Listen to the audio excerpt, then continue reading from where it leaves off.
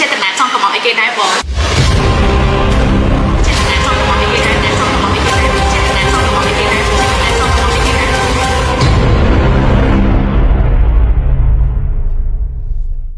ខ្ញុំមកទីនេះគឺខ្ញុំមានចេតនាព្រោះត្បាល់ខ្មែរនេះល្បីអស្ចារ្យស៊ីតតឆ្អែតសៀមុខដោយប្រែតតគូតខោឆែតអនច្រើន$5 Stay down ក៏ទៅពីចរណាអភិជនដូចខ្ញុំសន្ញញ៉ាំណាហូបអនាម័យធ្វើវាឡើងដោយពីដៃមិនតែឃ្លានចង់ទៅឆៃជាងកន្លែងខ្ញុំប្រាថ្នាហើយពេលនេះខ្ញុំកំពុងតែឃ្លានស្រីចង់កំងឥឡូវដល់មិនចាំបាច់វេតចង់ឲ្យគេលើកឲ្យខ្ញុំហើយបញ្ចុកឲ្យខ្ញុំលើគេកំពុងដេកចង់ឲ្យលុយកានដូចហេកចង់ឲ្យខ្ញុំជាដល់មិនត្រូវការពេទ្យដេកកូនចៃនឹងធន់រឿងស្រាលហើយពេលនេះក្បាលខ្ញុំមិនឡើងទុំពេកអត់អីទេបងនិយាយធម្មតាទៅបងពួកអីខ្ញុំនៅនឹងមិនដែររ៉េបផងមិនដែររ៉េបផងមិនដែររ៉េបផងមិនដែររ៉េបផងមិនដែររ៉េបផងមិនដែលរ៉េបតែខ្ញុំរ៉េបដូចមេតិចទៀតគេហៅទៅរត់តុកាហ្វេសលេងខ្ញុំមិនដែលណាមានទេពេលខ្ញុំជាងគេរត់ជើងរាំងខ្វេមានលុយយកថ្មីតែដាំពេញពេលខ្ញុំស្ញាញ់អាយtréស្រីឃើញខ្ញុំរត់កិច្ចតែបច្កែវិញឃើញខ្ញុំរត់ឡើងហេ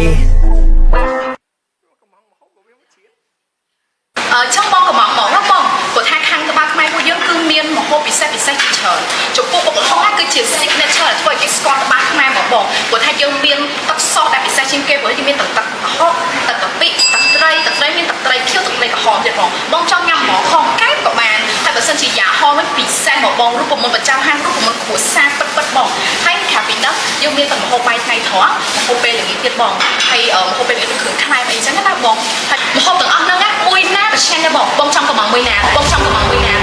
បងចង់កំងមួយណាប្រឆាំងដែរបងចង់កំងមួយណាម្ហូបទាំងអស់ហ្នឹងមួយណាប្រឆាំងដែរបងចង់មួយណាប្រឆាំង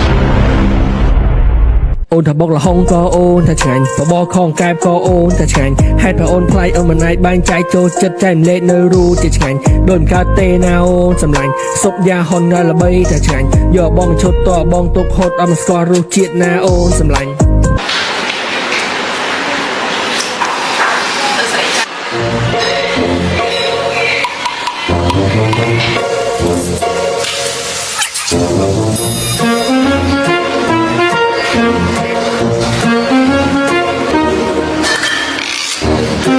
បងសង្ហាបងហៅបងអូនគិតលុយ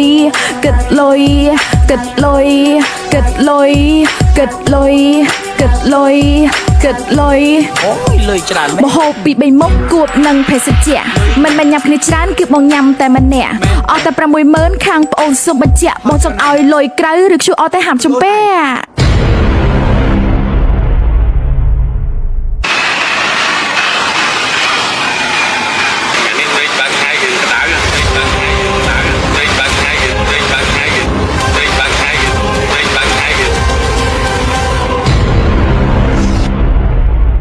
ពេលនៅមេឃបើកថ្ងៃ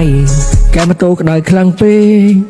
តែបើចេញពីគិតដំឡៃជួលខ្លួនហូបអស់លុយច្រើនពេក